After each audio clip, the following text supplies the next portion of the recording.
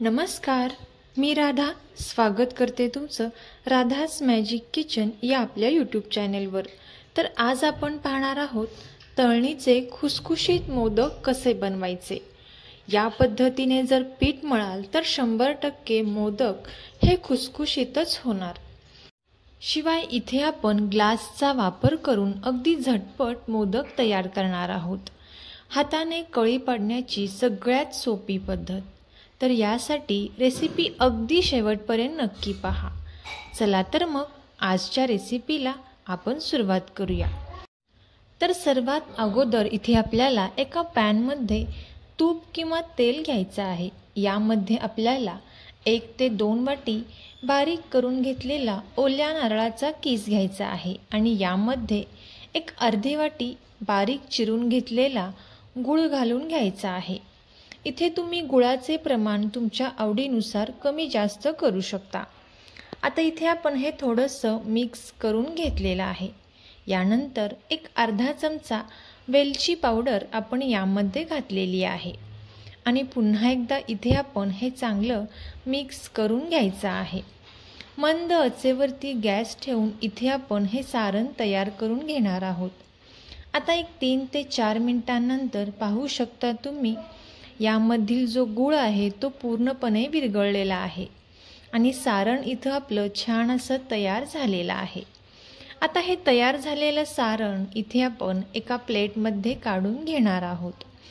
तोपर्यंत जर तुम्ही आपल्या चॅनेलवरती नवीन आला असाल तर नक्कीच आपल्या चॅनेलला सबस्क्राईब करा आणि सबस्क्राईबच्या पुढचे बेल आयकॉनचे बटन दाबा, जेणेकरून इथून पुढच्या येणाऱ्या छान छान रेसिपीज सर्वात अगोदर तुम्हाला पाहायला भेटतील।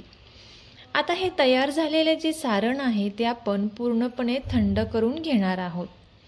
यानंतर इथे आपल्याला कणिक मळून घ्यायची आहे।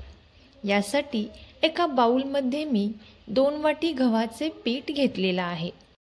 त्यानंतर त्याच वाटीने अर्धी वाटीला थोडासा कमी बारीक रवा घेतलेला आहे आणि एक 2 ते 3 चमचे मैदा आपण यामध्ये घातलेला आहे।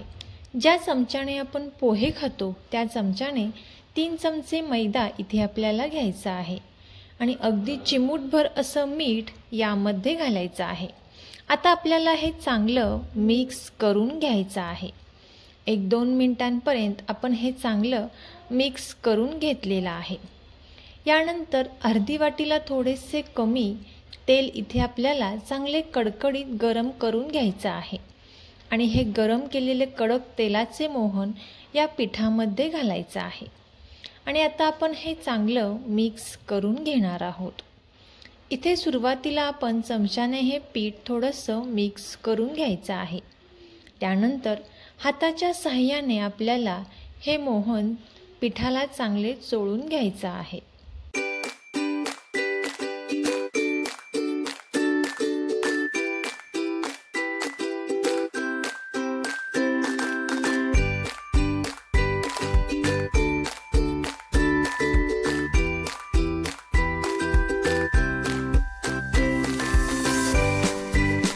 आता हे चांगलं मिक्स करून घेतल्यानंतर गरजेनुसार पाण्याचा वापर करत याचा आपल्याला घट्ट असा गोळा तयार करायचा आहे।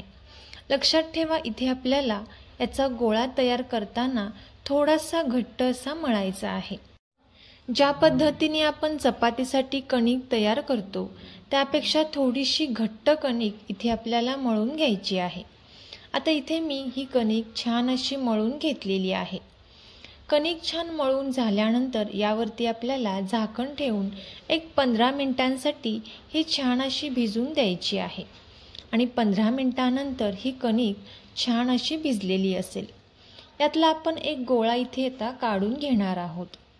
थोडासा मोठा गोळा इथे आपल्याला काढायचा आहे आणि या पद्धतीने गोल करून घ्यायचा आहे। आता हा गोल केलेला गोळा इथे आपण लाटून घेणार आहोत। आता इथे आपण हा गोळा लाटून घेणार आहोत। इथे मी एका चॉपिंग बोर्डवरती हा गोळा घेतलेला आहे। आता गोळा लाटताना इथे आपल्याला थोडंसं पीठ लावून घ्यायचं आहे। आता पीठ लावून घेतल्यानंतर आपण हे लाटून घेणार आहोत। लाटताना इथे आपल्याला अगदी खूप जाडही नाही किंवा खूप पातळही नाही, या पद्धतीने लाटून घ्यायचं आहे। आता इथे आपण मोदक तयार करण्यासाठी ग्लासचा वापर करणार आहोत आणि ग्लासच्या सहाय्याने या पद्धतीने आपल्याला याचे गोल आकार काढून घ्यायचे आहेत। ज्या पद्धतीने आपण पुरीसाठी गोल आकार काढतो त्याच पद्धतीने काढायचे आहेत। फक्त आपल्याला या ज्या मोदकाच्या पाऱ्या आहेत त्या पातळ अशा करायच्या आहेत।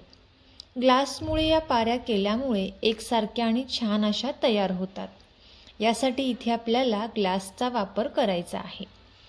आता इथे आपण एका पारीमध्ये सारण भरलेलं आहे आणि याच्या कडा आपल्याला या पद्धतीने प्रेस करून घ्यायच्या आहेत आणि बोटांच्या सहाय्याने इथे आपण या कळ्या पाडून घेणार आहोत। पाहू शकता तुम्ही व्हिडिओत दाखवल्याप्रमाणे इथे आपल्याला या कळ्या पाडून घ्यायच्या आहेत। इथे मोदकाच्या कळ्या पाडत असताना आपली जर पारी व्यवस्थित पातळ किंवा खूप जास्त घट्ट नसेल, एकसारखी असेल तर कळ्या या छान अशा तयार होतात। यासाठीच इथे आपल्याला ग्लासचा वापर करून एकसारख्या या पाऱ्या तयार करून घ्यायच्या आहेत। पाहू शकता तुम्ही मस्त अशा छान फुलासारख्या कळ्या इथे आपण पाडून घेतलेल्या आहेत। आता हाताच्या सहाय्याने या पद्धतीने प्रेस करून घ्यायच्या आहेत।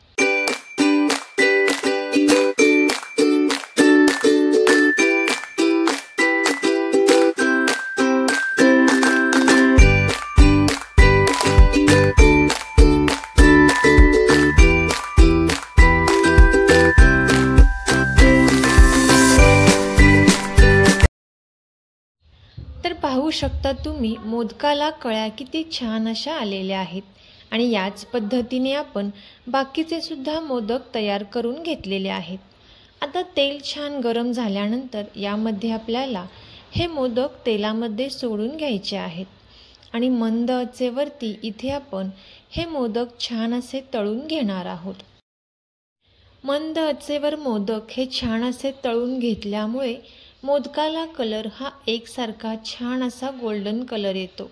यासाठी इथे आपल्याला मंद आचेवरतीच हे मोदक छान असे तळून घ्यायचे आहेत। तर पाहू शकता तुम्ही इथे आपण हे मोदक छान असे तळून घेतलेले आहेत आणि याला कलर देखील छान असा गोल्डन कलर आलेला आहे। तर तुम्ही सुद्धा याच पद्धतीने हे तळणीचे मोदक नक्की ट्राय करून पहा आणि कसे झाले ते कमेंट करून नक्की सांगा। रेसिपी आवडली असेल तर नक्कीच शेअर करा।